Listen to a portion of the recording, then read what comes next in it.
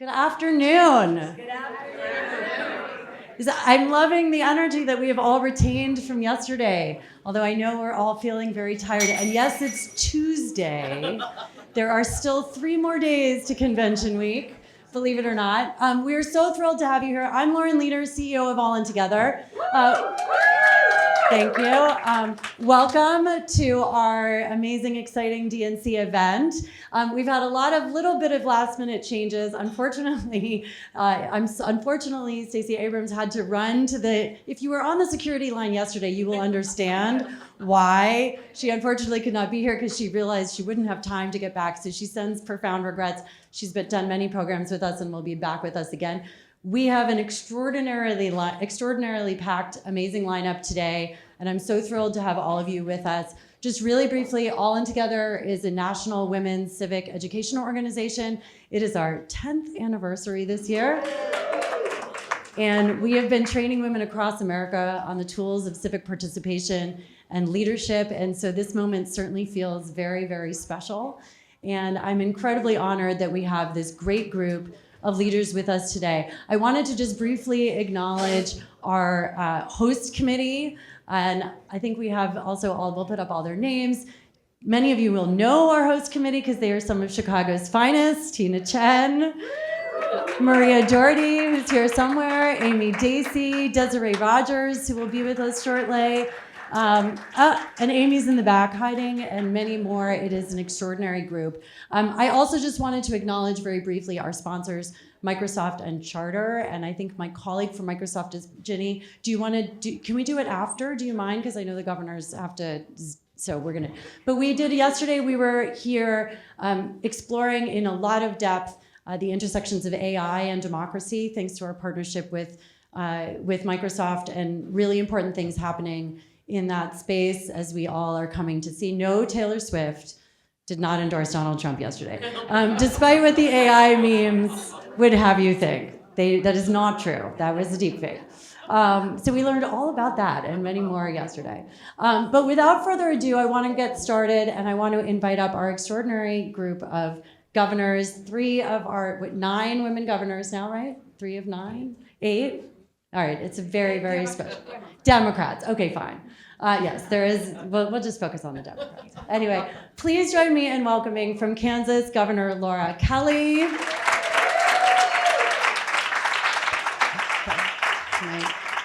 Wherever you want, maybe at the end. And then from New Mexico, Governor Lujan Grisham.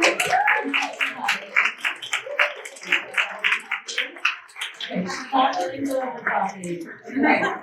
And then last but very, very specially, absolutely not least, my Governor Kathy.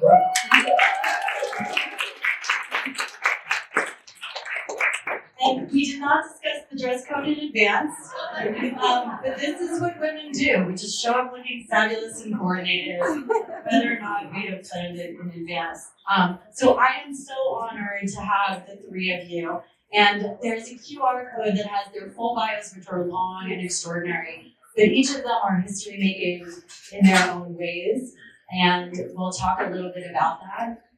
But it is really an honor to have all 3 of you, and very different states and very different women, and yet there's some very deep things that I know bond all of the women governors in the country today. So maybe we'll just start there, which is the history of this moment, how it feels for you as 3 of the only 8 women governors in the country today on the precipice, potentially finally electing our first woman president in November.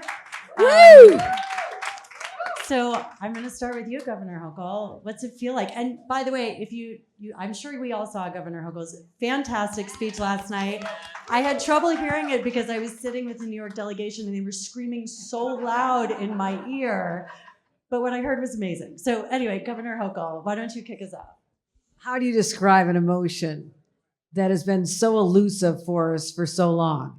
We had this sense decades ago, 40 years ago, was the year that Geraldine Ferraro became the first female major party candidate to be on the ballot for vice president. Let's honor her, a New Yorker I have to put out there.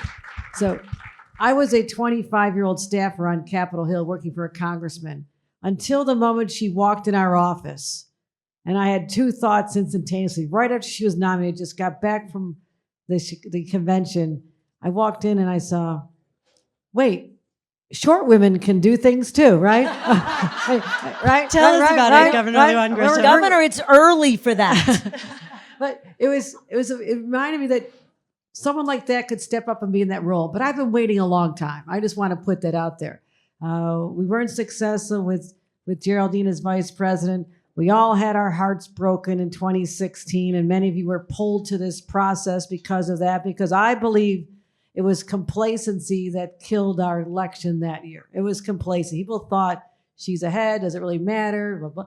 And now you know how detrimental it can be when people take for granted something. And we are so energized.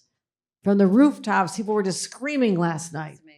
And if you can harness that energy and that excitement and spread it all over America, there's no stopping us, my friends. This is the year we will make history. Thank you very much, Lauren. Thank you for having this panel. Thank all the women who are here participating. I'll tell you how it feels. I have two daughters. They are both here because you want to be present in a moment that has this kind of momentum. I also know that, Lauren, your mom is here. I don't know where she is, but you must be very proud, and it's lovely to meet you. But it is now a generational shift. All generations, all in it together.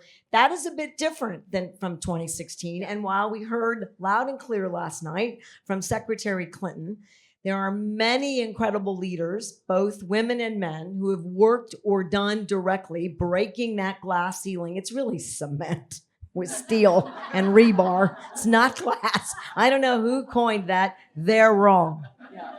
All right, so you need a hard hat and a jackhammer.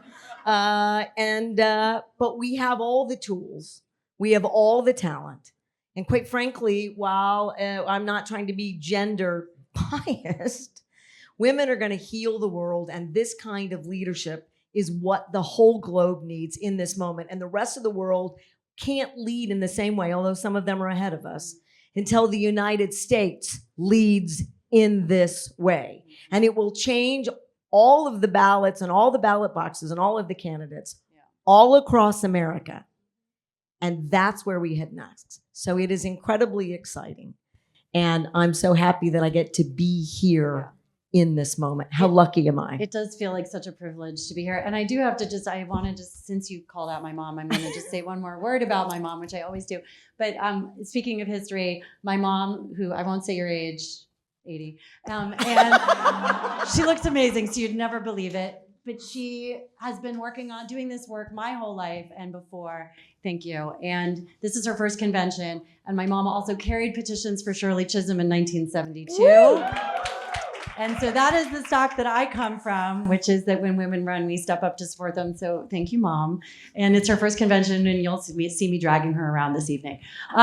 Governor Kelly, from your perspective, tell us. Well, my perspective comes more from your mother's perspective, not that far behind you. So, and actually, that means that I came of age pre-Roe v. Wade. And here I am post-Roe v. Wade. So it's been a lifetime. Always have been. No, but what's interesting about it is that, post Roe v. Wade, I got so concerned that women behind me, younger women, had lost it. They didn't understand what it took to get there. And they became complacent that, this is how their world had always been. This is how it always would be. And they thought about other things. And so when post Roe v. Wade came, it was really heartening to me to see the younger women finally getting what I've been trying to tell my two daughters for 2 decades, that, the fight is never over. You have got to stay on your toes and on alert at all times and make sure that we don't go backward. And now that we have a real shot, we do have 8 dynamic women Democrat governors.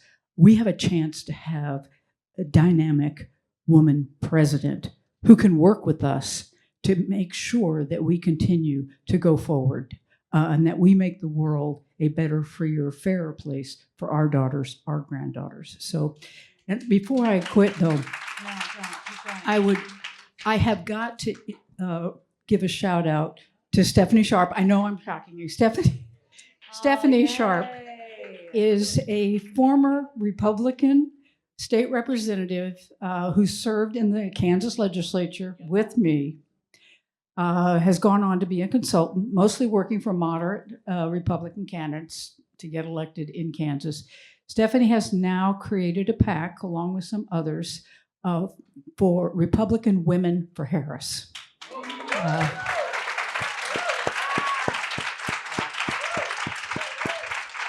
And I also say that, not to thank you, Stephanie, for what you're doing, but also to tell the world that this is Kansas. Remember 2002, when Kansas was the first to vote on women's reproductive rights. We had a ballot amendment that would have stripped Kansas women from for their constitutional right to privacy. Kansans, overwhelmingly, people like Stephanie, people like me, voted that down 60-40. It was a killer. So thank you very much, Stephanie. I'm so glad you said that, because I was going to ask you about that. And I think, last night we heard from Governor Beshear, a Democratic governor, red state Democratic governor like you, as a red state Democratic governor. And it does feel like there's this moment perhaps where maybe there is some sort of a little bit of post-partisanship on this election, that people are going to start voting more on issues like abortion rights, as they have in Kansas and other states. What are you hearing from Kansans? And then I'm going to ask each of you this. It's a little different in each of your states, but what are you hearing from Kansans about this candidate, this election, what they're willing to do, and what you think that lies ahead of us for states like yours, where people maybe thinking a little bit differently about these very partisan questions till now? Well, I think, in Kansas, we're considered a very red state. But look at the fact that, I've been elected governor now 2 times in a row in a very red state. And before that, I was elected 4 times to the state Senate from a very Republican district. The fact of the matter is, people may label the state that way, but the people aren't that way. And I think that's what the ballot initiative showed us. It's something I always knew. Why I was able to win is because I knew that. I knew that people in Kansas care about the same things I care about. They care about their schools. They care about their roads. They care about healthcare, childcare, housing. They care about all the same kinds of things that Democrats care about. And so they showed it when they elected me. They showed it with the ballot initiative. And I think we're already seeing. I mean, we've got Stephanie Sharp sitting here rooting for Kamala Harris. So there it is. It's there. And I think I would guess that the Republican women like Stephanie, the independent women and men in the state of Kansas will all be coming out in force, because they know how much is at stake in this election. Governor Hochul, we've talked before about some of the ways, like the complacence that I think Governor Kelly mentioned about, especially folks who could not imagine a post-Roe world. And we've talked about this in the context even of it in a state that's as blue as New York, that there was this sense after New York secured abortion rights that maybe there wasn't really that important to come out and vote in gubernatorial elections or in others. So what are you seeing now? Are you seeing the same kind of energy? And obviously, New York is also weirdly a battleground state in this cycle, right? The road to the congressional majority runs right through New York. So what are you hearing from people as you're out and about all over the state? You're absolutely right, Lauren, is that even in a blue state like New York that has many parts that are red, I guess they were borderline purple now, because much of upstate New York outside New York City is rural. There are counties that would be probably labeled as mega counties in the state of New York. My old congressional district was the most Republican district in New York. It went heavily for Trump in the past. So I think that's just a reality check on those who look at the coastal states and say, oh, they're all so easy, don't worry about them. So we have to worry about all these issues. If I wasn't governor and we had my opponent sitting in this seat, you don't think he'd actually be sitting here, but Possibly not. but sitting in our capital, I would worry about reproductive rights in New York because they can decide who the health commissioner is and different regulations and policies and whether they're going to stockpile mifepristone or not, whether or not they're going to direct that there be $35 million to support Planned Parenthood like we did after the fall of Roe v. Wade, to be able to accommodate those looking at New York State as a safe harbor for these rights. So don't never, even in the state of New York, take this for granted. We have put protections in our state laws. We have on the ballot this November a constitutional amendment to enshrine these rights as well as many other rights for the disability community and the LGBTQ community, where he's saying we have to protect ourselves because laws can be changed. Laws can be struck down. You put it in the Constitution, that's pretty ironclad. So even in New York, we have felt the need to do that. But just to pick up on what you said about New York as a battleground state, it is. It is. As I spoke with our colleague Gretchen Whitmer about Michigan this morning, going there and saying, Michigan, you and the other presidential battleground states have a job to do. You have to bring it home for us.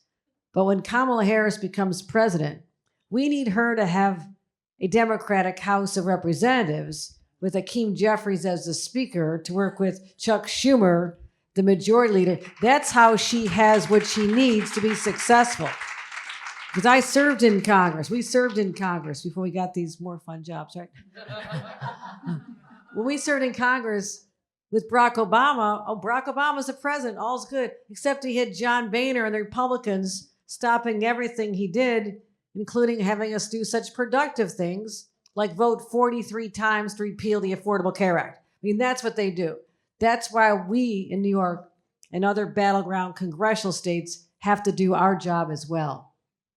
So, Governor Grisham, I'm going to change the direction a little bit. I know that all three of you and that all of the women governors actually spend a reasonable amount of time talking to one another and thinking together about how to innovate and also how to protect abortion rights. There's been lots of innovation happening since Dobbs, protecting doctors who prescribe pills across state lines, on and on. So tell me a little bit about how you've been thinking about securing women's rights in New Mexico, and also how you collaborate with your other governors, your other fellow women governors, as you think about your ongoing agenda and legacy. Well, I'm going to do your the first part of your question first. I although you did ask too many in No, one. no, you just did it twice. I thought it was brilliant, and that way I won't forget it. We talk as often as we can.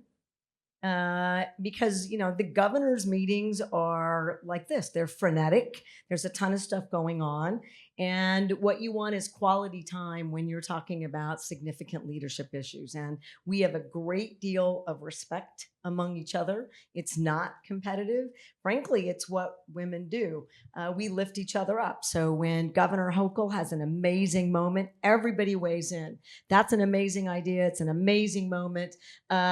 Talk to me about how to do that in my state. When a state has a huge disaster or a big risk, everybody before the feds, they come in and they actually design an effort to get resources from all of the states, say for wildfires, allocated. But before that even happens, we're already talking. What do you need? How do I get it there? Where do you want it? And that kind of leadership camaraderie and in elected positions where it's so competitive, typically, creates a race to the top in a very meaningful way, and also creates an opportunity for us to represent our constituents and to lift them up in any number of ways, because we're doing that together. It's not a one-off. It's building a better future for the entire country. And I'm really proud of these relationships.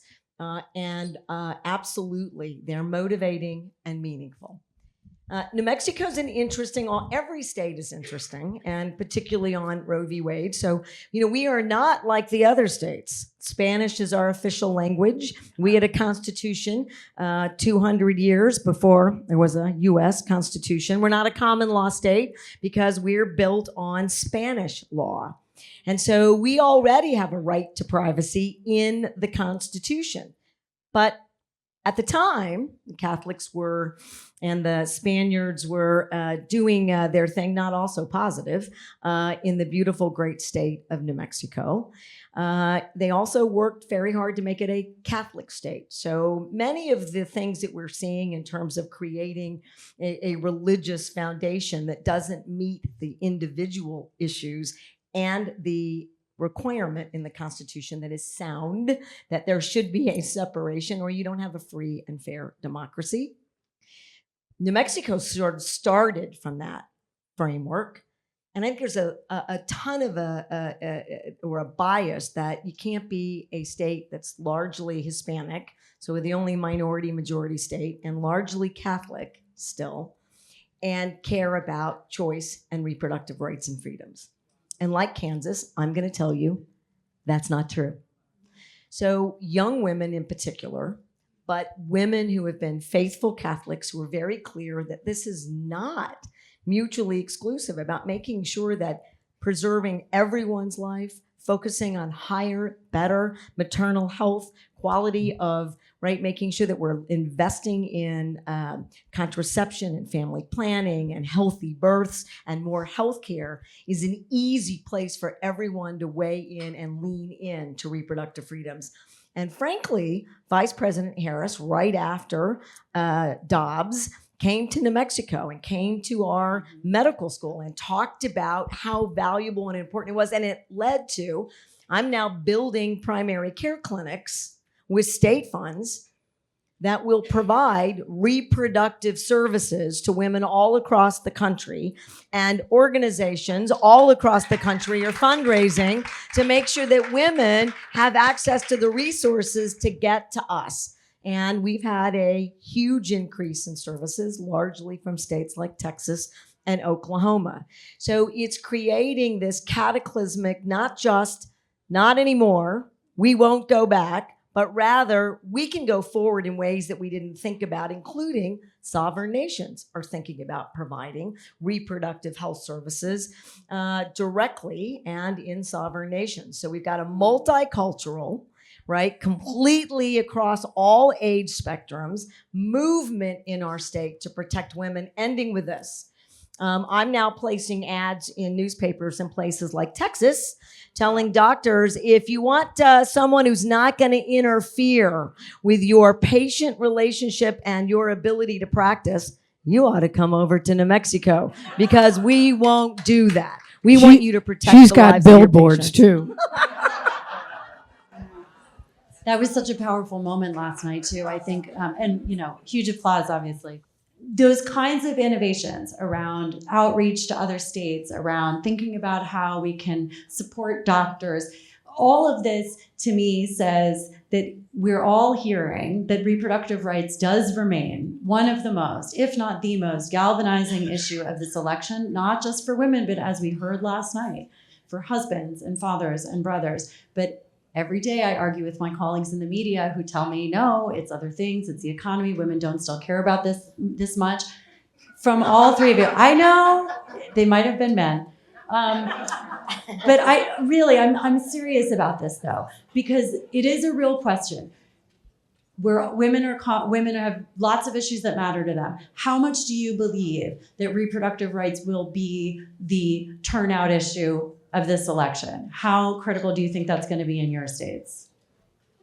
Each of you. I reject the premise that it's an either-or proposition. Okay, perfect. It is not one or the other. Women are multidimensional. If you are an older woman, you're maybe not thinking about it day to day the way a younger person would, but you want to make sure those rights are there for your daughter and your granddaughter. But we ignore the kitchen table issues at our own peril. Do not stop talking about helping defray the cost of childcare for families like we did in the state of New York If you make $108,000, a family of four or less, your child care costs are no longer on average $350 a week. We capped it at $15. That says we want our parents, our moms to be able to go back to work. We just supported major nutrition programs, putting money back in the pockets to help feed their kids. Talk about elevating education and STEM careers and more high-tech jobs that bring higher pay to kids who never had those opportunities. Housing and all these other issues to help people deal with where they are. Americans are struggling with the high cost of living. It is not their fault. They're not responsible for the high cost of inflation. They're still shocked when they walk into a grocery store and see the cost of diapers or formula or bananas. And I walk the streets of New York. No one knows it's me because I can put on a baseball hat and sunglasses and I'm incognito. But I walked in to buy a tube of toothpaste the other day and it was $15 for a small tube. I said to my husband, we can't afford that, put it down. I mean, it really was shocking when I think about the families that have to do this. So we have to talk about both, Lauren. We have to talk about both in the context of what's best for American families. And the right to have an abortion is a right for a woman to decide. I'm proud to see the men who are taking up as an issue because they are also affected. Their voices have been missing from this. But we have to talk about the struggles of the American people and how we're going to solve them. Well, I could not agree more with my colleague, Governor Hochul. Family planning, y'all, is an economic issue. And we are not, when we get asked about, is it one issue or another, that's where I really agree. It's all of these issues. We want a leader who can impact all of the things that we are navigating in our daily lives. Don't pick one, pick them all. I need you to make a difference on all fronts. And the childcare issue, this is a great one where we talk about this together. So now in New Mexico, it's a constitutional right to free childcare. And we are more than halfway there for universal childcare. So completely free, already no I'm moving copays. to New Mexico. Move to New Mexico. No, I'm not. Free. I'm not, Governor. Wow. You can't take it that out back loud? now. Free Lauren, college, okay, oh God. free I think I college, just made a mistake. 2-year, 4-year, part-time, anytime, anywhere housing. So you broke should my heart, move. Lauren. Oh, You God, can I'm sorry. share I was like all kidding. the other New Yorkers, half-time in New Mexico, half-time, and then we'll share the voters. I'm a New Yorker through and through. I was kidding. I'm All never right, going anywhere. fine. You pay your taxes in New York, you can go anywhere the other 6 months. Oh, God, she always gets the last word. Good one. She's good. It's But New Yorkers. it's all important. And the thing I'm loving about this ticket, and then I'm handing it over to my good friend Laura, is I think we're really hungry for folks who represent us, who look like us, and who are clearly, right, middle class, understand it's everything all at once. But I'm certainly not going to take for granted that I have can't believe he can be a candidate on the other side who fully intends to ban reproductive freedoms. He's going to ban abortion in this country. Believe him when he said he was going to get it repealed. He did it. He will keep doing it. And women will die. Women will not be able to do family planning. And we'll see teen pregnancy rates go through the roof. These are incredibly serious issues. And because of women like you, because of your leadership, and because of this ticket, this is a defining moment in this country to make it very clear that taking away our fundamental freedoms will never happen again. Governor Kelly. Thank you. I'd like to, if you don't mind, revert to the question about our conversations with one another. Yes, please. I mean, Governor Lujan Grisham made it sound very pie in the sky, very elite. You know, the fact of the matter is we usually talk about what are you wearing? It really is. It's pretty primitive, the conversation. Is that not true? Fair. And usually they're saying to me, what are you wearing? Yeah, that's... No. That's not a conversation. That's when we show up someplace. But no, it's serious. We do have those kind of conversations because that's what women do. Women women talk about things like that. And we have all those conversations. We talk about our kids, we just talk about our lives in general. But we've also become, I think, each other's greatest support system, because there aren't very many people who do what we do and who can really understand what it's like. And you really need that time. And I can remember, it's probably during the pandemic when we really became close, because we were out there on our own. I don't know how many of you remember when Donald Trump said to us, states, you take it. We're not doing anything to help you. So we had to do that, and we just said, okay, now what are we going to do? So that's really when we bonded, is when we had a need. And that's what women tend to do is, I got a problem. Can you help me? And so we did that. And we do talk about all of the other kinds of things that Governor Lujan Grisham mentioned. But I also have to say, we did things like we have one of the best reading centers in the state of Kansas for reading disabilities, and particularly related to autism. And so it's down in Pittsburgh, Kansas, where we're also building a new women's health center, by the way, to take care of all of those out-of-state patients who are coming to Kansas, because absolutely you can get women's reproductive care there. But so Governor Lujan Grisham actually brought her granddaughter to Kansas to that reading center, because it is one of the very best in the nation. And I went down and got to spend a day with her and at the reading center, but then all around Pittsburgh. And I can't tell you how people of Pittsburgh, Kansas think you're just the absolute best. So.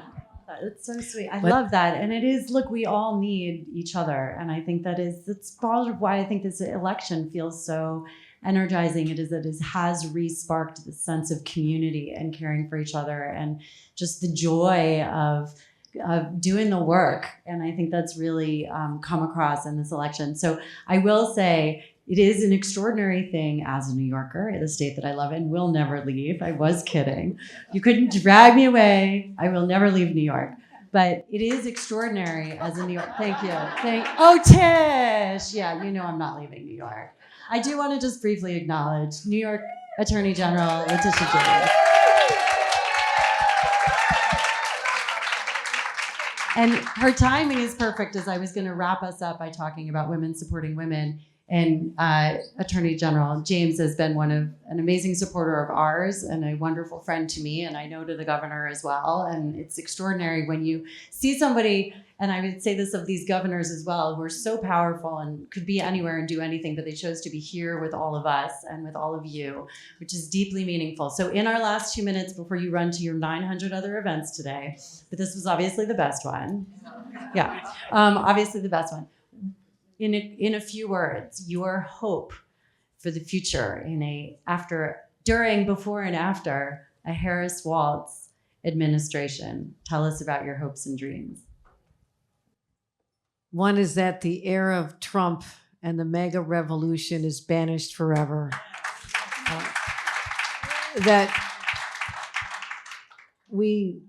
whatever happened to America during that time, that we put this away in the annals of history and just come back to a place where we have civil discourse, people respect each other, whether it's in the halls of Washington or on the streets, that we get back to the America that I believe has always been there, but people started listening to the darkest side of them, and Donald Trump allowed this to come out.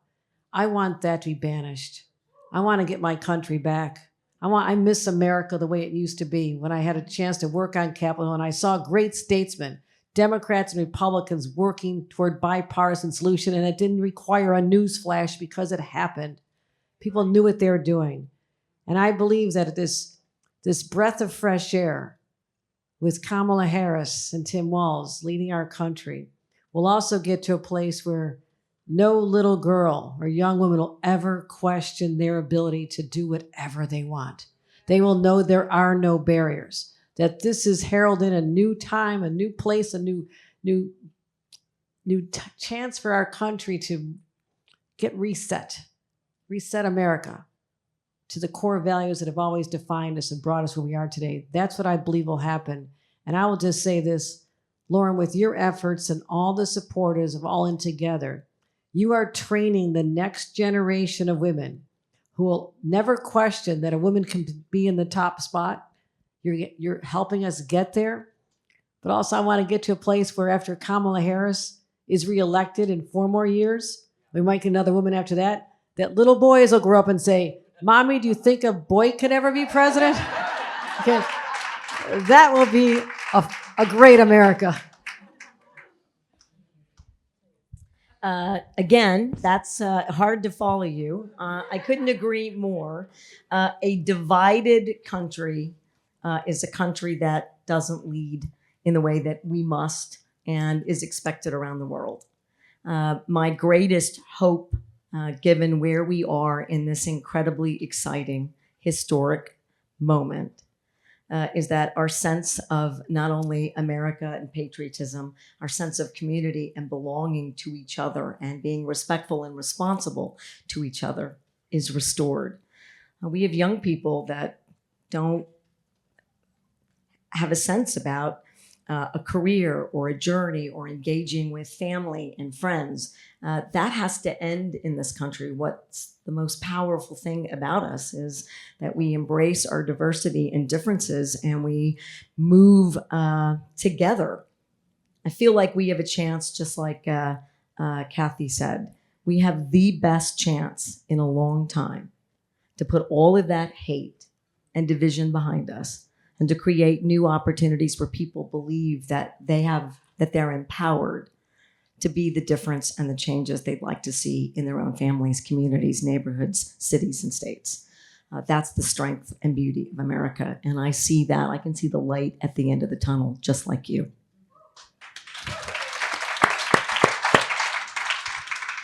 You know, I have to say that I was very worried for my granddaughter before Kamala elevated to the top of the ticket and Tim Walz became her running mate. I was very concerned that Trump would win another term in office and that the country that I've known and loved would not be there for my granddaughter, wouldn't actually be there for my daughter either. And I was very, very concerned about that. So, you know, I can just remember, actually it was probably the night that Walz was announced as her running mate. And just when they were both on the stage and that absolute joy, I mean, he talked about it, the joy that was there, you know, I think that was all over. I know it was in me, and I think it's all over the country now that people are actually feeling hopeful, joyful about the future, you know, that it can be good for us and it can be good for our kids and our grandkids. And I think that's important. And the whole, you know, sort of the united we stand, divided we fall. We were on the precipice, you know, and if Trump were reelected, we would fall, you know, that would come true. And without that, with Kamala and with Walz, you know, we have an opportunity to reunite. We're seeing it happen. I mean, when I was talking about Stephanie and the Pact for Harris, and those are Republicans, you know, a lot of that has happened. You've seen these various coalitions, you know, white dudes for Kamala and what, you know, all that stuff. But, you know, that's true. It is happening. You're seeing people come together now for a common cause of getting her elected. I'm hoping that when all is said and done, and she's elected and Tim is elected, that we don't have to, I mean, you don't have to change parties, Stephanie, but we could go back to being the way we were, which was we worked together. You know, we reached consensus. We didn't always agree, but we reached consensus to move forward. And I'm hoping that will be the aftermath. As my grandmother would say, from your lips to God's ears. I know you have to go, and I want to say thank you. I did just want to say that as we talked before about there being 8 Democratic women governors, after November, it's very possible that there will be a 9th. Yes. And we're going to hear from Lieutenant Governor Peggy Flanagan, our longtime friend, in a minute. And we have Lieutenant Governor Stratton from Illinois. We will let you go. Please join me in thanking these incredible women.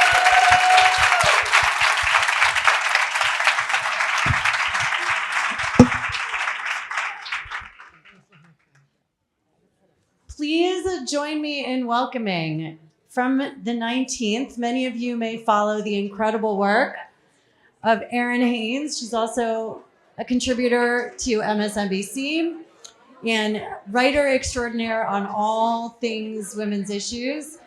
Please join me in welcoming Erin. We'll let people settle down. Thank you, Lauren.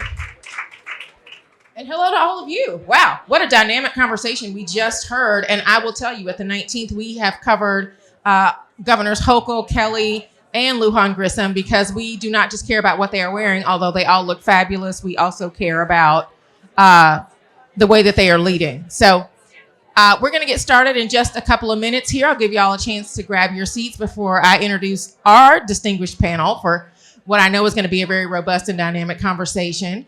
We're going to continue our conversation about power, potential, and partnership. I want to welcome to the stage Michigan Secretary of State Jocelyn Benson. Absolutely.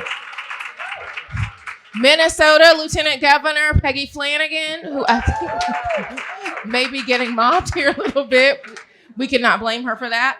And also Illinois Lieutenant Governor Juliana Stratton. Absolutely. Welcome. Listen, we understand you are in demand.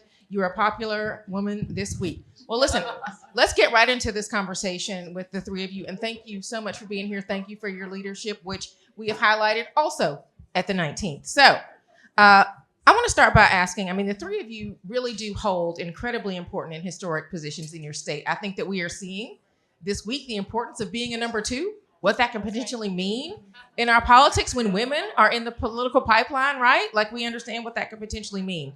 But a lot of Americans may not yet be aware of just how important your roles are, although I think certainly in the past couple of years, they've gotten to understand the role of women like you in leadership when you are in true partnership, and how you are able to be a part of protecting democracy, strengthening our democracy. What do you want people to know, though, about what you do and about the impact that you have been able to have in your state? And I will start with our host, Lieutenant Governor Stratton. Well, thank you so much. And thank you for the introduction and for moderating today's conversation, along with two of my friends, my sister friends, that I'm so honored to be here. Welcome to you all to the great state of Illinois, and to everyone to the Democratic National Convention. I am Juliana Stratton, she, her pronouns, and I am proud to serve as the 48th Lieutenant Governor of the great state of Illinois. And the way that I usually describe it is very similar to the role at the federal level of being like the vice president. And we are focused on vice president this week lot, aren't we? And when you think about the significance of the role, what more can I say than knowing that I am sitting next to the next governor of Minnesota, Peggy Flanagan. But it was interesting listening to the governor speaking earlier, because we are like that. We have our own little text chat. I was definitely going to ask about that. Yes, group chat we do. Where it is. And we have the same kind of sisterhood where we talk about. But issue-wise, first of all, we are supporting the leaders of our state in our various roles. And of course, Secretary of State, you have other capacities. But from a lieutenant governor's standpoint, we are in the role to make sure that if the governor were ever not able to continue leading, that we would be ready on day one to step into the role. We were asked to be in these positions because they knew that we were ready. And I always think about Governor Pritzker, who is our governor here in Illinois. When he asked me to be his running mate, he asked me, and I said, look, I don't want to do this if you're only asking me to do the things you don't want to do. Because I have things that are important to me, issues that I want to work on that are important, that I want to advance. And to his credit, he said, I wouldn't have it any other way. I want you to bring your full self to this role and to bring all of your brilliance and all of your skill sets into the rooms, because we have a lot of challenges. So I'm his partner in governance. And that's, I think, what's really important and what I see in these fellow leaders as well. Absolutely. And again, that full partnership role between the number one and number two, certainly something that we've seen has a lot of value, right, in terms of elevating women's leadership and normalizing women's leadership, and also our lived experience as something that can help to shape policy, right? Lieutenant Governor Flanagan, what would you add to that? So I would say this. It is a big week for seconds in command. Yes. Don't sleep on seconds in command. That's the takeaway. But truly, Lieutenant Governor Stratton is exactly right. The number one job of seconds in command is to be ready. In my case, it is an opportunity for potentially something very joyful.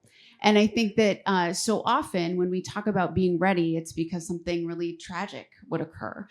So this moment, I think, is one of celebration and opportunity. I would say lieutenant governors are oftentimes very deeply connected to communities. We come from movement work, and then we do that work once we get into the office of lieutenant governor. So, for example, when I was a new mom and had a little baby on my hip, I was one of the co-founders of Minnesotans for Paid Family and Medical Leave. I was also the executive director of Children's Defense Fund at the time.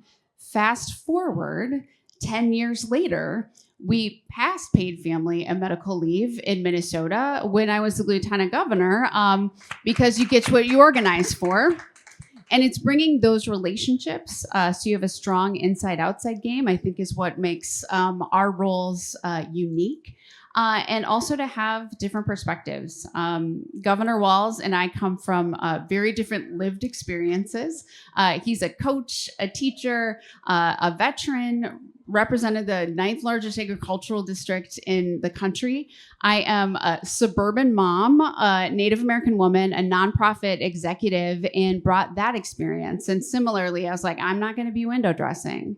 We're going to do policy work together. And so truly having this partnership over the last 6 years and governing side by side has been an incredible blessing.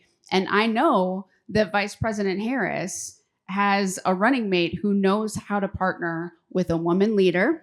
And I think I taught him everything he knows. All right. Feel free to go ahead and take credit for that right here on this stage in front of all these good folks. But you're making such good points about readiness and about this being a role that is not just symbolic or performative. That's right. And really stressing that you were here because you also wanted to work and you wanted to bring that lived experience and a range of your lived experiences, right? Not just your race or not just your gender, but there are so many things that make up who you are that you bring to this work that may look different, right, from the people who have traditionally held these roles. And so that all feels really important to just mark. Secretary of State Benson, I want to come to you because I think we've learned a lot about the role of Secretary of State and the importance of Secretary of State, right, especially since the 2020 election. You are literally on the front lines of democracy.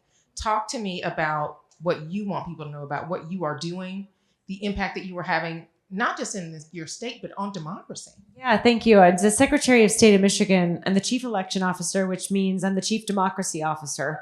And what a time to be the Chief Democracy Officer of a battleground state. It's been a historic moment and one that has required all of us to realize the power of the vote and the responsibility we all have in a democracy to protect that power and how quickly we can lose it if we take our eye off that responsibility. And that's really what I've lived in Michigan. I mean, it just today came from a meeting where we're strategizing and discussing what could happen if what we lived through in 2020 happens again.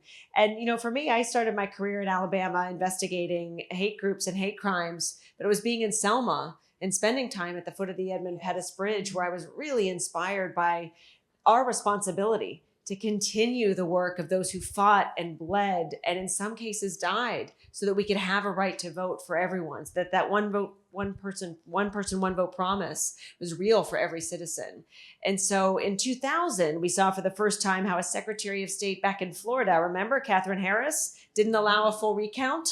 And that really illuminated how bad things could go if you didn't have a chief election officer who was dedicated to protecting every voice and every vote. So flash forward 20 years later, well, I've been honored to serve in this position where we saw really an unprecedented nationally coordinated effort to pull every lever, try every tactic possible to block the fruition of the will of the people. Up until including the tragedy in our U.S. Capitol on January 6th. Can I just say how grateful I am that President Biden, in essentially what was a farewell speech last night, emphasized and led and closed with the importance of all of us continuing on that legacy of protecting our democracy this year and beyond. It was a really powerful moment to be in a state like Michigan, where we know in the next 80 days, our job is to ensure every eligible voter can vote and have that vote counted. But after that, our job will shift to really withstanding what will continue to be an unprecedented coordinated effort to overturn that will, likely, potentially. We have to prepare for that and all that that will mean. But I'll tell you this, what it will require of us as secretaries of state is that we stand firm and hold guard, which, you know, I'm ready to do. I'm happy to stand up to bullies. That's what we do as women, right? Like every day. But at the same time, none of us can forget we all have a responsibility to stand together in this moment and not allow anyone to silence our voices, to take away our votes, and to potentially try to overturn the will of the people once again. It won't succeed. We'll make sure it won't succeed because we are all, as office holders and as women and as Democrats, vigilant at protecting that right to vote every day. Yeah. Wow. I mean, just thinking about a Secretary of State that had that experience in Selma, that has roots in working in Alabama, who really understands not just the importance of voting rights, but the stakes of voter suppression. Can I tell you, I first met our next president of the United States, Kamala Harris, in Selma, walking across the Edmund Pettus Bridge together several years ago with John Lewis. So that also tells me and all of us who she really is in moments that when the spotlight's not on, right? When there's no reward for walking in the, you know, she was there and stood with John Lewis and walked across that bridge. And that's why I know she's going to continue to stand for democracy. Yes. And you talk about the coordinated effort, which includes political violence. January 6th, obviously, but I mean, something that you also have seen up close in Michigan. The stakes of this really translating to potential political violence, real political violence. This is not hyperbolic. This is real. Yeah. I'm also thinking about the poll workers that you have to protect. Many of them are disproportionately women. I mean, all of you are on the front lines, and all of you subject to not just threats, but to actual harm, trying to protect democracy. I'm sure all of us could read a list of the threats we've gotten just for standing up and speaking our voice and doing our job. And the thing I love about these women as well, and all women leaders, and I get to work with two amazing ones in Dana Nessel and Gretchen Whitmer in our state, Michigan, and Winnie Brinks, our Senate Majority Leader, is that we don't let anyone else tell us how to use our voice. Mm-hmm. And we don't let anyone else diminish our experience, diminish our voices, and diminish our power. And if nothing else, if we as women can stand guard about that principle in this moment, and also, frankly, now potentially have a president who does that as well, like what a world are we in, right? Like what an amazing moment to be doing this work and fight for protections for children, safe schools, access to healthcare, and everything else that we stand for. Yeah, it's really one of the issues that really has come up as a way to diminish our voices. Mm-hmm. The violence has become something that has been utilized to really discourage women to run for office. Absolutely. Or be in public life, period. Absolutely. I think one of the questions that I hear more than anything, at a time that we're here talking about women leading change and women being all in together, one of the top questions I receive is, well, how can you be safe? How can your family continue to be safe as you run for office? And so there's also a level of high courage that we see coming through with these women leaders, the governors you saw earlier, the women sitting next to me today, who recognize that if we were to back down and say, well, I can't run for office because it's just, too much is going on in that space now, then that is the goal. That's the goal. That is the goal. And every time we stand up, every time each of you here at this Democratic National Convention stand up, vote, knock on doors, make a phone call, run for office, please run for office. Anytime you do that, it is a way of saying very clearly, we are not going back, as Madam Vice President says. We are not going to be intimidated. We are going to use our voices because our voices matter, and they do matter, and we're going to keep fighting. And so I think there's a level of the reason why it's so important to have these forums to bring women leaders together is because it is our strength in numbers. Yes, right. That when we do it together, and I might be feeling very like, wow, this was tough today, but I know I can call my sisters and say, how did you deal with this? What more do we need to do? And they have my back. We have Madam Vice President's back. And we're going to make sure that she's surrounded by this cadre of women who are going to make sure she knows she's not alone. And I would just say, like, go ahead, just Lujan. in this moment, the auntie vibes are real. And it is, I have this incredible group of the people who auntie me, that in the moments when it gets hard, who say, you know where you come from, right? All of the women who have dreamed this moment into existence, whose lives were harder than I could have ever imagined, only having citizenship as Native people for the last 100 years. So sometimes it also is, right? Take a beat. We can do this. We have done difficult things before. And truly, I would not survive without this Lieutenant Governor and this Secretary of State. We are truly friends. And I think that that is also the power of this moment. I am going to auntie hard, right? For all of the young women who are coming, but also to hold these sisters strong. That is the magic and the power that people have not seen yet, that is happening over the next 77 days and into the future. Shout out to Auntie Energy. It is, I mean, it is unleashed, and everybody else is about to find out about Auntie Energy. Shout out to all the aunties. I'm a member of Auntie Hive, so thank you for pointing that out. And also, I mean, yes, just listening to you, we are celebrating the 104th anniversary of the 19th Amendment this week. That is the amendment for which our newsroom is named. But if you've ever seen our logo, there's an asterisk in our logo in recognition of the women who were frankly thrown under the bus in 1920 when white women got their access to the franchise, but so many other women did not, including indigenous women who were not even recognized as citizens in 1920. For the Black women, for the Latinas and Asian women who had to fight for nearly another half century before they would get their full access to the franchise, something that Fannie Lou Hamer talked about 60 years ago this week at another Democratic National Convention in Atlantic City, testifying to the terrors of voter suppression in Jim Crow, Mississippi. So we have to name all of that, right? And we also have to talk about the strength in numbers that you mentioned, Lieutenant Governor Stratton, and why it is so important for us to lock arms to reject all the things that you all are talking about, which are anti-democratic. Aaron, I know you're going to your next question, but I just want to acknowledge Ida B. Wells. Hello. Right here in the city of Chicago, and not too far where we have Ida B. Wells Drive, who was the one marching in that suffrage parade, who was told to go to the back as a Black woman and said, either I go with you or not at all. That is the moment that we're in right now. We all have to go. We are no longer at a place where we can say, you get started and I guess I have to join you in the back. This is what this moment is about as we watch Madam Vice President Kamala Harris move and ascend into the presidency. We all have to go.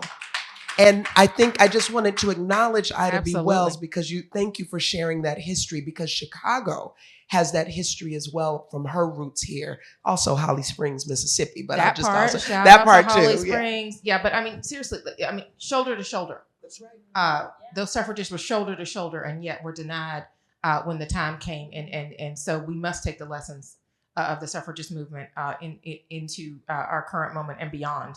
And I think that is a lot of what we are seeing when we see kind of this momentum and coalition that is beginning to form. So Lieutenant Governor Flanagan, I want to come to you because you've already kind of talked a little bit about your experience with Governor Walz, the impact that he's had on your career, also on the state of Minnesota, and what people should know about him that perhaps they may not have already heard. But if there's anything else to that end that you want to share about his leadership, him empowering and elevating your leadership, I'd love to hear some more of that.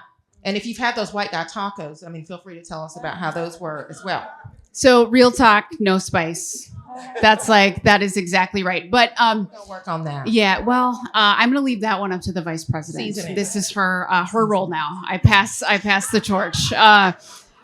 But I would say this. Tim Walz was very intentional about asking me to be his running mate. And we decided to run together a full year before the election. Wow. Because we wanted people to know what they were going to get.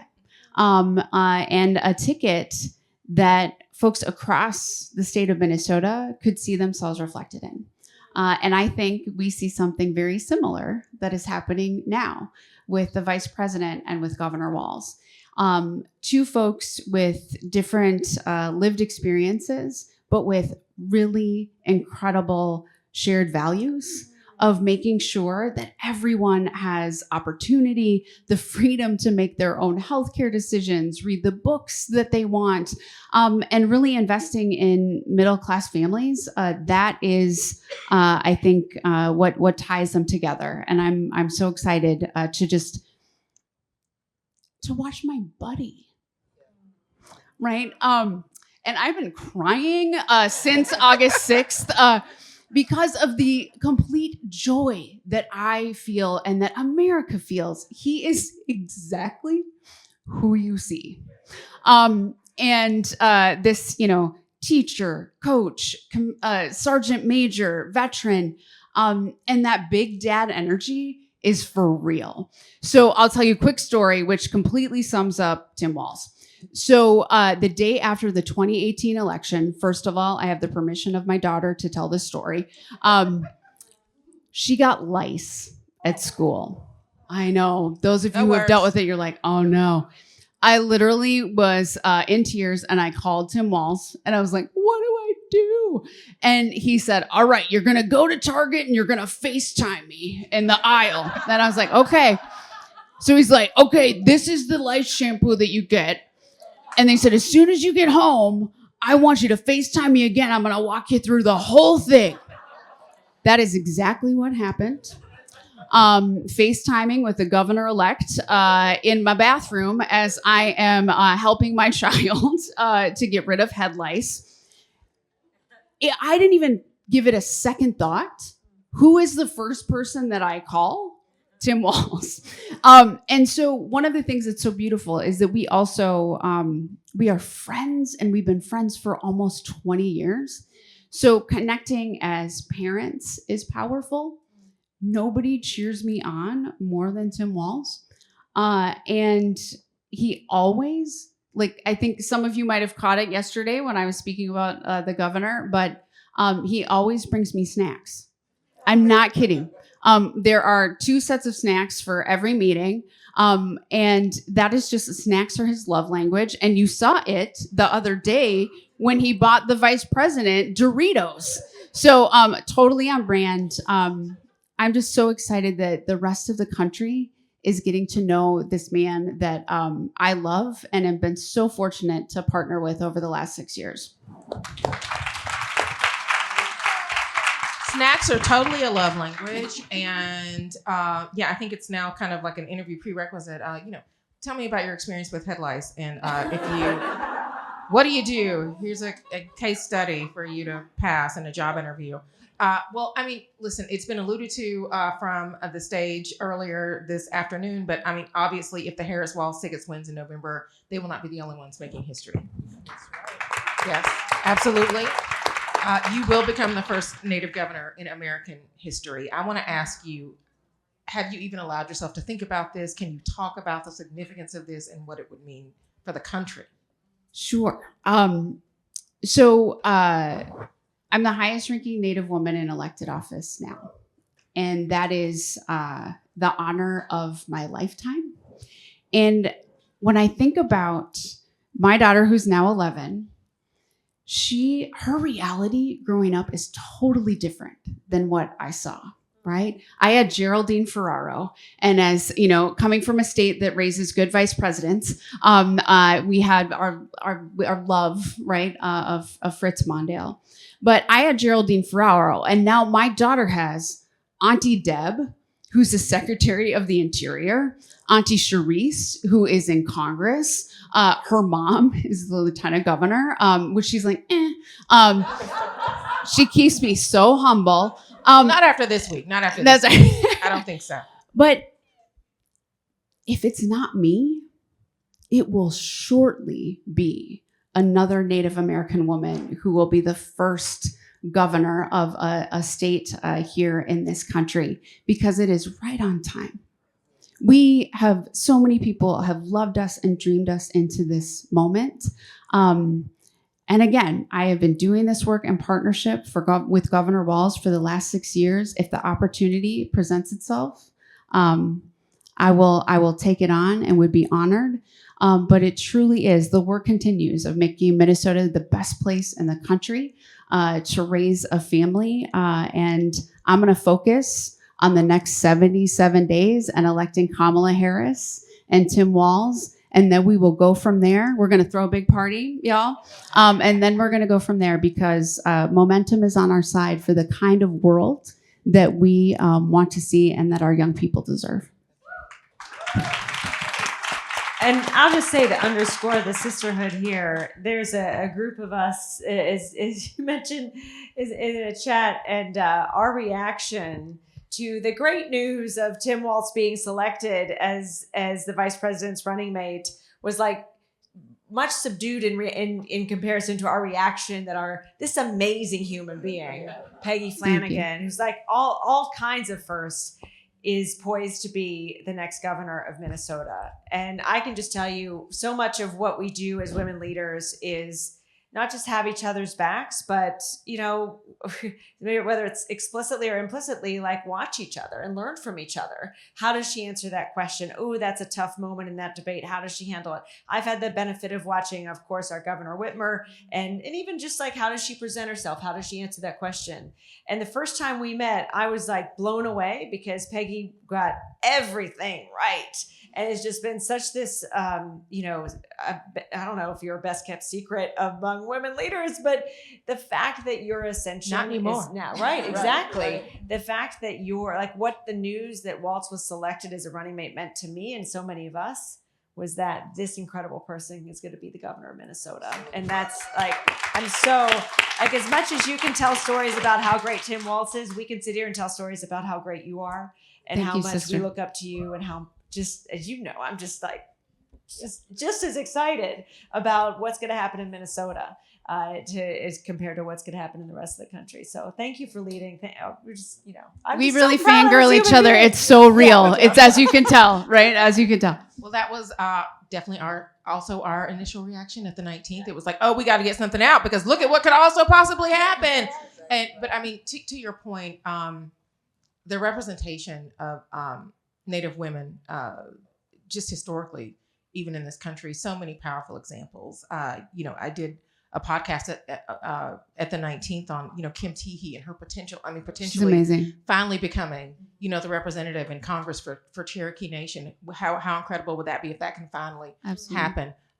Chief Mankiller and her incredible leadership. I mean, she's iconic. If you do not know about the documentary about her is phenomenal. It is phenomenal. She's got a Barbie. She It's does on have my a desk. Barbie. You have that Barbie? Of course you have that Barbie. I want a Peggy Flanagan Barbie. Uh-oh. Wait. I don't know. What do you all think? I think We're we need a Peggy manifesting. Flanagan Barbie for the first Mattel, Native anyone from woman. We are governor. manifesting your Barbie coming up 2025. People, get your pre-orders in at Mattel right now. Lieutenant Governor Stratton, I want to come to you again. Thank you so much for hosting the world here in Chicago. Literally have seen folks from around the world coming here to cover this historic moment. You and Governor Pritzker have worked to pass major progressive legislation here in the state of Illinois. I just want to ask you what you are most proud of in terms of your administration's accomplishments. Oh, goodness. So many things that I'm proud of what we've accomplished here in Illinois. I mean, the first bill that the governor signed into law was raising the minimum wage to make sure that especially women can have higher wages. We've done so much around our fiscal stability. When we took office and I was a state representative, we were the only state in the nation that had gone 2 years just about without passing a budget. The number one responsibility for government. Wow. And things were crashing. And we have now passed 6 consecutive budgets, had 9 credit rating upgrades, paid down our bill backlogs, and so much more, pointing out that Democrats are indeed the party of fiscal responsibility. But I must say that the work that we have done to be proactive to protect reproductive freedom is probably the thing that is at the forefront of my mind. Even before the Dobbs decision, we took action to make sure that we would enshrine reproductive rights into state law, make sure that no matter what happened at the Supreme Court level, which people had been fighting for decades to undo, no matter what happened there, we would still be an oasis for reproductive care. And we are that right now. In fact, we're seeing that. We're seeing Illinois. in a way that, we're very proud that we can continue to provide care, not just for women here in Illinois, but in so many other across states. the region. 37,000 more women coming from out of state just last year. And think about that. Women should be able to get the health care that they need in their own community, in their own city, and not have to travel. And a lot of women can't travel. A lot of women don't have childcare for their other children. So a lot of women don't have money to get a train ticket or a plane ticket or a hotel. The ability to take off work. Or the ability to take off work, because by the way, as they're trying to take away reproductive freedoms, they're not allowing for paid family leave or any of the other policies that help women to stay in the workforce. So I'm really proud that we are this oasis. It's not how it should be. Donald Trump wants to see a national abortion ban. J.D. Vance wants to scrub his website and say, I never said any of that, but we know the truth. And so we need Kamala Harris in the White House to make sure that, as she said, she will veto any national abortion ban that comes across her desk. She will protect the protections of Roe. She will reinstate the protections of Roe. And she needs not just to do that as the president, but she needs a House and a Senate that's going to support her. So we have to flip the House, everyone, and we need to elect Democrats up and down the ticket, because that's the only way she'll have the support to do that. Yeah. I really appreciate what you're saying, which is something that we say at the 19th. The abortion is, it's not just a women's issue, it's everybody's issue, but also it is a kitchen table issue. It is an economic issue. It is a workforce issue. Right? It intersects with so many aspects of our society. So yes, absolutely, it is a healthcare issue, but we can talk about it as something that intersects with American life in so many ways. And I think we need to continue to do that. So thank you for pointing that out. Secretary of State Benson, I think I would probably say Michigan has possibly the most famous group of women state leaders of any state. I'm just looking around to make sure New York has left the building. All right, gotcha. But you all have been targeted repeatedly for doing your jobs, as I mentioned earlier. You have been especially active in dealing with real election integrity and the fallout from the 2020 election interference. What can you say about what you're doing now as Secretary of State to be on offense of any possible issue in this election? Well, I will say, I don't know, there was a report that came out last week of all the battleground states: Arizona, Nevada, Michigan, Wisconsin, Pennsylvania, and Georgia. And they ranked their evolution in election laws from 2020 to 2024. Arizona, election and democracy access was weakened. Nevada, democracy access was weakened. Pennsylvania and Wisconsin, it said stayed about the same. Georgia was weakened. Michigan dramatically increased access to democracy. Why? Because Democrats and women are leading our state. That's it. That's it right there. And because people have passed ballot initiatives that expanded our access to the vote, made it easier for folks to register, easier to vote, expanding options to vote. And I'm honored to be able to implement all those options, educate people about those options. That's the offensive work that we can't forget, that we are in the precipice, and I think all of us represent the emergence of a true multiracial, multicultural, multi-ethnic democracy. That's this moment that we're in, this moment and this opportunity for all of us to be a part of showing how our economy thrives, how our health system thrives, how access to reproductive care thrives, how access to education and safe schools can thrive. when women lead and when we truly have leadership that represents the diversity of our country and the diverse voices that live all throughout this nation. So all that to say, in Michigan, we see us as a microcosm, and I think Minnesota as well, which we kind of do look to and say, well, Minnesota has done that, and take that playbook and bring it to Michigan. But in the Midwest and in Illinois as well, I think you see the Midwest really leading through women to take no prisoners and get stuff done. But that comes with a price. And all of us can sit here and tell you the threats that we have. I mean, I was swatted twice before I came here. And I was driving here when I get a call from my security team saying someone called in a death threat to you at the convention, right? Like, I'm sure we can all have those stories. That's a real thing that people feel they can get away with that is directly linked to our gender and is an effort to silence us. It's an effort to scare us. It's an effort to intimidate us. But I can tell you, not a single one of us is going to be intimidated by stuff like that. We just get bolder. We just get more strident. We just get more determined to do the work that everyone has called on us to do, because we have a responsibility to ensure we truly become that promise of a true multiracial, multicultural, multi-ethnic democracy where everyone's voice is at the table and everyone is heard. Wow. I cannot think of a better note to end on. I know that none of the three of you are going back. I want to thank all of you for the work that you were doing to carry our democracy forward. Thank you. And for your leadership. Thank you so much. Thank you, Erin. Thank you all Thank you so so much for being here today.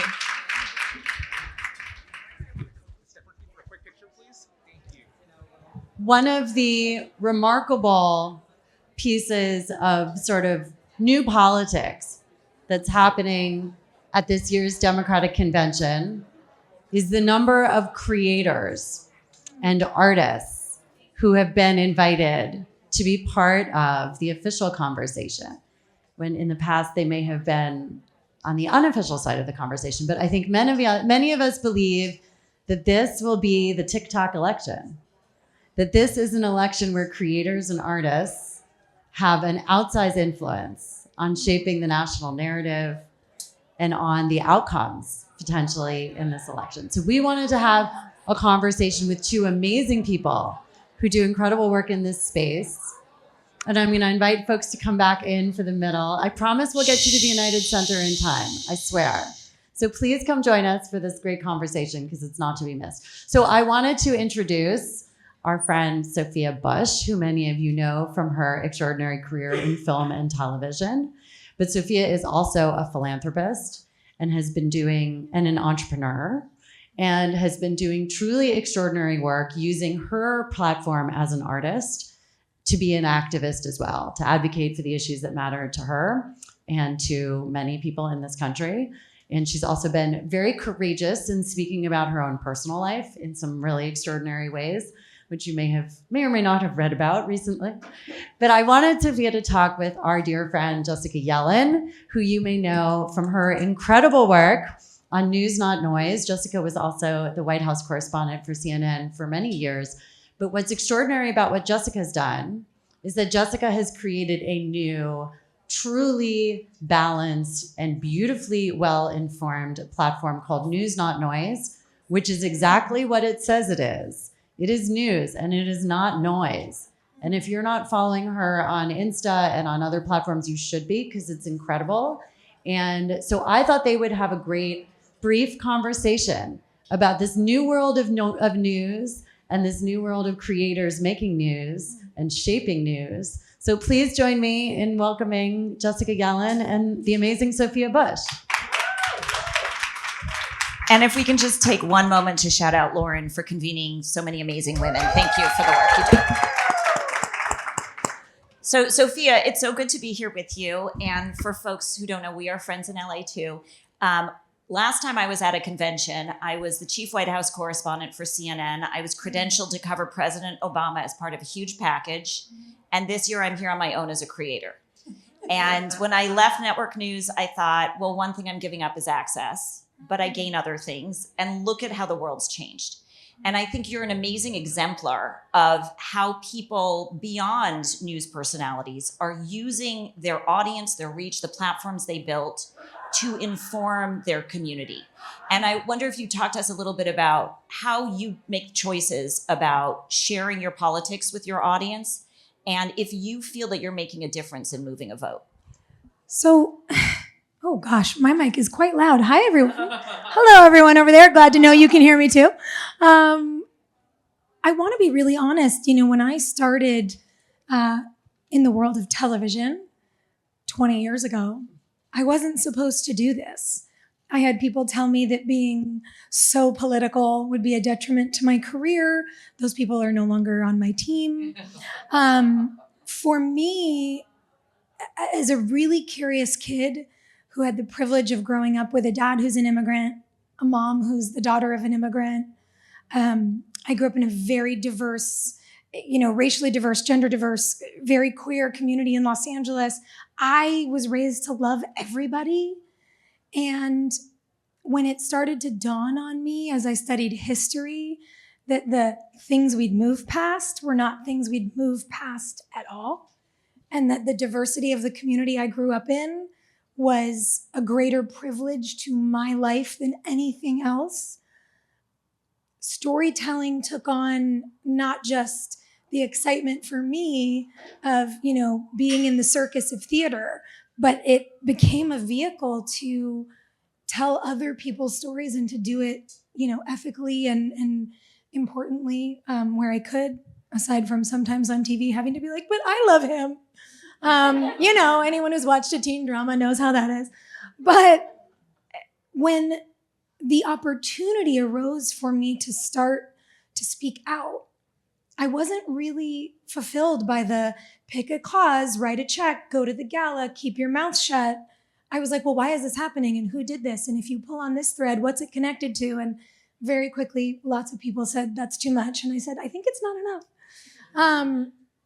I know that is the calling of my life and has also probably made me a pain in the ass to some people. But when social media hit, everything really changed, because I didn't just have the opportunity to commandeer the attention of a journalist like yourself for 4 minutes on a red carpet. I could do whatever I wanted on the internet all day. And for me, telling stories about us, what affects us, what affects all of us in this room as women, and then the ways we need to stand up for other women who don't look like us and have the relative power of our, proximity to power itself. Like, that feels like a no-brainer to me, because if we're not doing that, what else are we doing?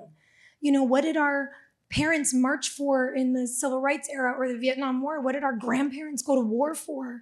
I don't know what we're doing if we're not all sort of leaping to the end of the, diving board, if you will, of the moral arc of the universe and being like, we can bend it toward justice just a little faster if there's more of us. And so, I don't know. I know that you can't not do the news, even if you're trying to change it. I can't not talk about how the political is personal. And if you're not paying attention to the political is certainly paying attention to you. And if I get to make young people who might think my day job is the coolest thing in the world realize that your day job is the coolest thing in the world, and like being a person who stands up for justice, equity, our reproductive rights, like those are the rock stars for me. If I can take the irony, the spotlight, and turn it on everyone else, that's the privilege of my life. Awesome. And you've really led the way.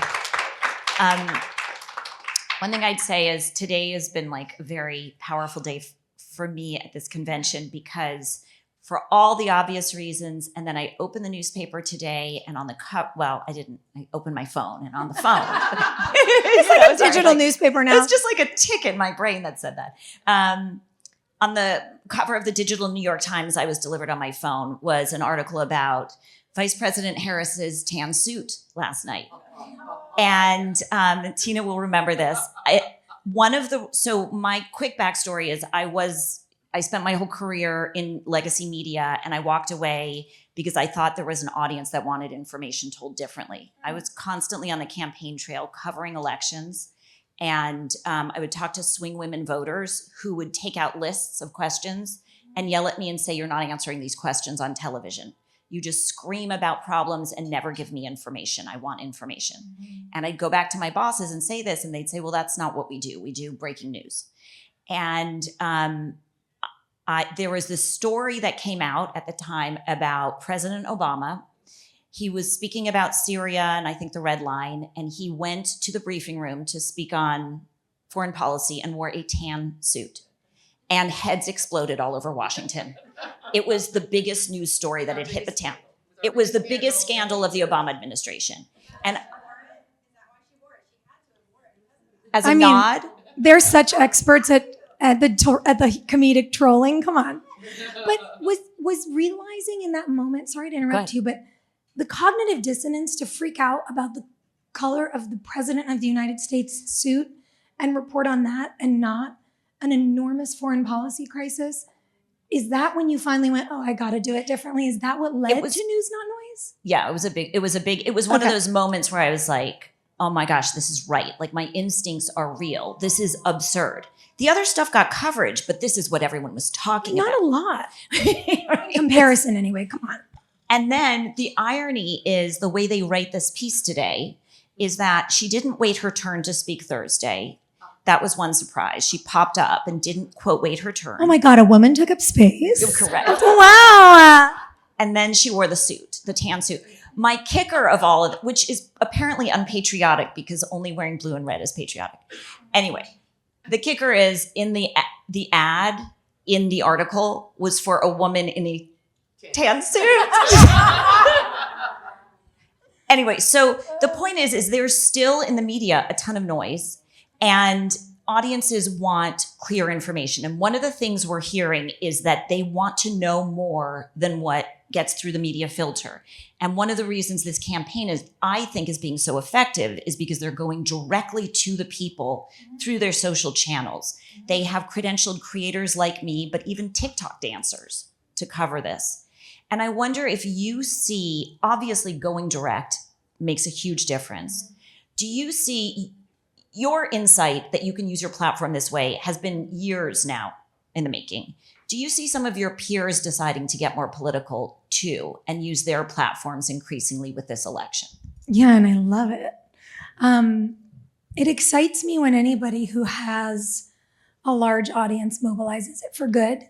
But I have to tell you, one of the coolest parts of what's happened at this convention, at least, is there are so many people that I'm meeting, staffers and chiefs of staff and creators, that you're talking about, who rather than saying, oh, I love this, and I don't know, people used to say, oh, this is so cool that we're both doing this work. And now I'm meeting all these young people that are like, you got me into this work. And I'm like, oh my God, am I the adult in the room? Yeah. But we are, Tina, I think about how long you and I have been working together since so early in the Obama administration. I started working on my first campaign in 2007. And to stay in the fight, I think requires a sort of longevity and a commitment.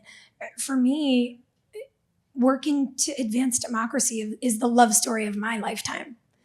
And it is so central to so many of my friendships, including ours. Oh my God, you guys, when I met Jessica and I freaked out on her because I was clearly a fan. And then she was like, I'm such a fan of your advocacy work. I was like, you know me? It was really like a big moment for me. And then we started texting and here we are years later. We go on like vacation together. I'm still not over it. It's an incredibly, I don't want to say it's like, I don't want to be trite. It's moving, but it's also sort of shocking to me when I meet someone in their 20s who says, you got me into politics. And that, I think, is also very telling, in the same way that you would meet with women as a White House correspondent and know that what was happening on the news felt more like WWE coverage than anything that was helpful to us. I realized that so many young people are looking to those of us who've proven that we really are in the mud here, because they don't really know where else to go. The news isn't working for them necessarily either. And they also want to understand why someone who isn't the adult in the room they might expect cares. And if I can say, oh, so much cooler than my job is democratic advocacy. So I love my job for me as an individual, but for me as a human, as a calling, I love working on Birth Detroit. I love registering voters in swing states. I love door knocking. I love making sure that the reason my family came to this country is a reason that my grandchildren might want to stay here. It's exciting, right? And that makes me feel thrilled for us, because what I realize is when we are able to translate our policy knowledge, the nights we stay up reading the white papers and doing all the nerdy research we do, not everybody has time for that, and that's okay. But if we can make that language more communicable and more relatable to folks, they know what they're showing up for. It doesn't feel like someone in some room somewhere makes those decisions and it's not us. Because the reality is, if it's not us, then who? And I'm proud of us for figuring out ways to break through the noise, as you so often talk about. And I'm really curious because all my friends joke, they're like, you're an actor, but really your entire job is trying to save democracy. I try a lot, but sometimes I have to go to work. And when I'm at work, what am I going to do?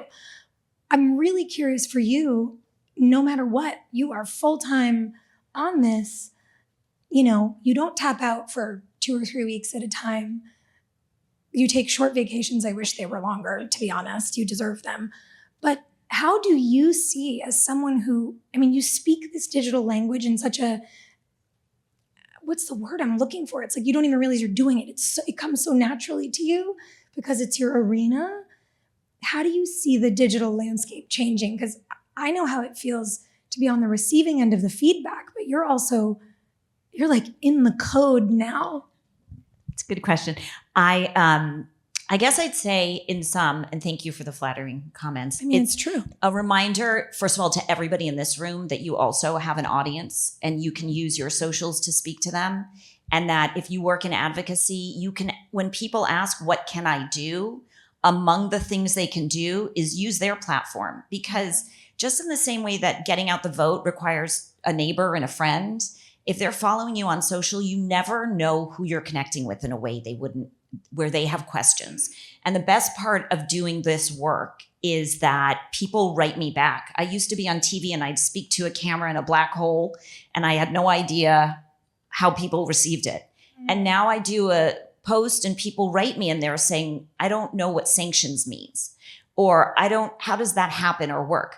Today I posted that, some comment about RFK and they're like, why do we even care what a third party decides to do? So not everybody's as politically savvy as we are, and you can use this. In terms of the future, I do think that we're seeing a rapid shift, like the fragmentation in the media is accelerating. You have seen that, the vice president is in this battle with the press about whether she really does have to sit down for a full-length interview. And increasingly, it's obvious that she doesn't, because she's talking to people directly on socials. Yeah. So I think that's going to accelerate into the next administration. And there'll be an evolution in do they have to do the press briefing every day? Do they have ways to connect? Will they use creators instead? And some of that's an amazing evolution, and some of it gives me pause. Mm-hmm. There is a place for people who have deep knowledge in history and context to be able to ask questions in the right moment, and that's the purpose of the press. I think we're seeing a lot of people who get a big audience having opportunities to have a big voice, but we don't know who's an expert. Mm. And we need more ways for the public to know who has expert knowledge and who doesn't. Yes. To me, that's a big concern. How many here have spent 10 minutes going down a rabbit hole reading somebody's posts, and then you're like, wait, who is this person? Mm-hmm. So those are things that I think basically requires more system and structure around it. Mm-hmm. But it's going to give campaigns and politicians a lot more freedom to reach an audience directly. So I'm really curious about that dichotomy, and forgive me if we're over, but this feels so important. You see this, right? You see, for example, why would she do the press briefing if who's going to scream inane questions at her for clickbait on not a news network? And then you see the importance of experts with deep knowledge and historical context and knowledge of foreign policy. You see what it means to have a leader who's been doing this for decades when we get this prisoner swap done and Americans get to come home. Evan gets to come home. Other journalists get to come home. Diplomacy matters. And so there's this dichotomy, right, where the expertise needs to be respected, but sometimes there's bad actors in the expert sectors. And you see that on social media. You see folks who deeply believe in democracy. By the way, I'm not calling myself an expert, to be clear, but I'm like decent at this. I'm a deep nerd, as my friend Tina likes to call me, which I love.